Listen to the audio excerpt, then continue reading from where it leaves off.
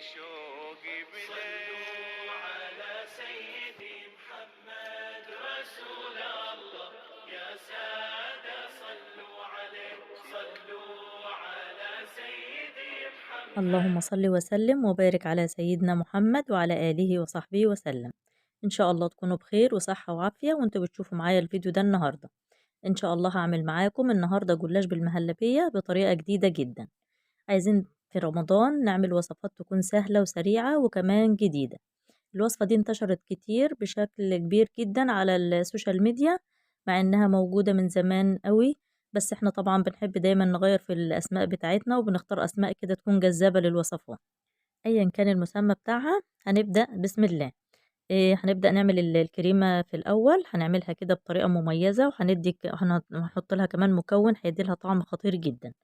بدأت حطيت معلقتين كبار من السكر ومعلقة كبيرة من الباستري كريم ومعلقتين كبار من الكاستر، اختاري أي نوع أو أي ماركة تكون موجودة عندك، ومعايا كمان كوبايتين ونص من الحليب. ببدأ أدوب كل المكونات دي كلها مع بعضها على البارد الأول لحد ما السكر كده والباستري كريم بتاعنا والكاستر يندمجوا مع بعض. وبعد كده برفعهم على النار وبقلب باستمرار على نار متوسطة علشان طبعا ما يكلكعش منك ويعمل تكتلات. تبدأي تقلبي باستمرار لحد ما يوصل للقوام اللي انت شايفاه ده. وبعد ما بيوصل للقوام ده ويبدأ يبقبق كده ويعمل فقاعات، بنبدأ نطفي عليه وبحط معلقة كبيرة من القشطة، ودي بتديله برضو دسامة وبتديله طعم جميل جدا للكريمة بتاعتنا. ببدأ أحط الكريمة بتاعتي على جنب عشان عايزاها تهدى شوية، مش عايزاها تبرد كتير، بس برضو عايزاها تهدى ما تكونش سخنة أوي وأنا بحطها على الجلاش. معايا نص كيلو من الجلاش وببدأ أفرده كده في الصينية. دهنت الصينية بتاعتي بمعلقتين، معايا معلقتين كبار من السمنة البلدي ومعلقة كبيرة من الزبدة، بتسيحيهم مع بعض وبتبدأي تدهني الصينية بتاعتك دهنة خفيفة جدا. وبدأت حطيت 5 طبقات من الجلاش.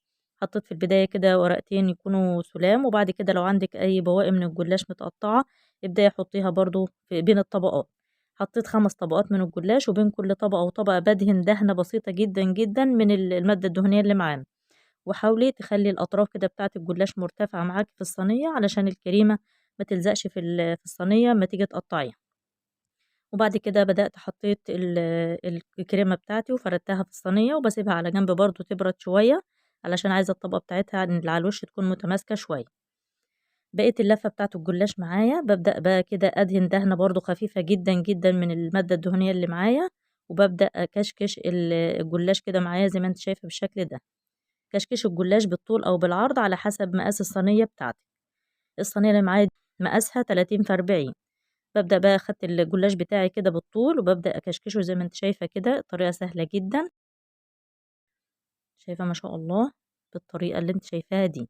ببدأ بقى أرص الجلاش بتاعي كده بعد ما كشكشته على المهلبية اللي معايا أو على الكريمة بعد ما بردت شوية.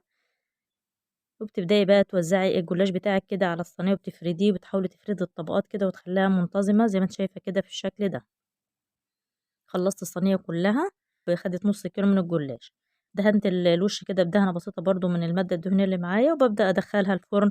بدأ تكوني مسخنة الفرن من قبلها وبتحطيها بتحط الشبكة في نص الفرن. ما تحطيش الصينية بتاعتك على أرضية الفرن طبعا عشان ما تتحرقش من تحت. ولو عندك مروحة بتشغليها ما شاء الله بتاخد اللون الجميل ده، ما بتكملش تقريبا ربع ساعة في الفرن. وأول ما تخرج من الفرن ببدأ معايا ربع كوباية من الشربات التقيل البارد. ما تكتريش شربات لأن احنا طبعا الكريمة بتاعتنا مسكرة، وبرضه هنسقيها بالحليب المكثف بيكون برضه نسبة السكر فيه مرتفعة شوية. معايا كوباية من الحليب المكثف وده برضه أنا عاملاه في البيت، وإن شاء الله هسيب لك رابط في الوصف بالطريقة بالتفصيل. هتعملي الحليب المكثف في البيت طريقته سهلة جدا. عبارة عن كوباية سكر وكوباية من الحليب البودر ونص كوباية من المية السخنة ومعلقة كبيرة من الزبدة. بتضربي المكونات كلها مع بعضها في الخلاط وبيديكي الخليط الجميل ده طعمه جميل جدا جدا. وركزي كده على الحواف علشان أنا عايزة الحليب المكثف ينزل تحت في أرضية الصينية. ورشيت طبعا على الوش شوية. الحليب المكثف بيدي طعم جميل جدا جدا وبيودي الجلاش في منطقة تانية خالص، يعني بيخلي لك طعمها جميل جدا جدا. بسيبها لما تبرد شوية. غطيت الصاج بتاعي بصاج تاني بنفس الحجم وبسيبه لما يهدى شوية عشان الكريمة لما تبرد شوية تعرفي تقطعيه. وكمان الطبقة اللي هي المقرمشة اللي فوق على الوش تطرى برضو بسيط، ما تطرش ما تطراش كتير برضو، بتبقى مقرمشة برضو، بس أنا عايزاها تطرى بحيث إن أنا أما أجي أقطعها ما تتكسرش مني. بالنسبة لطريقة التقديم بقى الناس بيقدموها كده في الأطباق اللي هي البلاستيك اللي هي السودا ديّة بتاعة المحلات، لكن أنا بصراحة ما باحبش أقدّم فيها. ابدئي بقى قدّميها بالطريقة اللي تريّحِك، بتبدئي تجيبي الطبق اللي أنتِ هتقدّمي فيه وبتحطّي معلقتين من الحليب المكثّف في أرضية الطبق، وبعدها بتحطّي القطعة بتاعة الجلاش بتاعتِك، أو ممكن تزيّنيها كده شوية بالصوص من على الوش كده، ما شاء الله في كلتا الحالات طعمها رائع، رائع جدًا.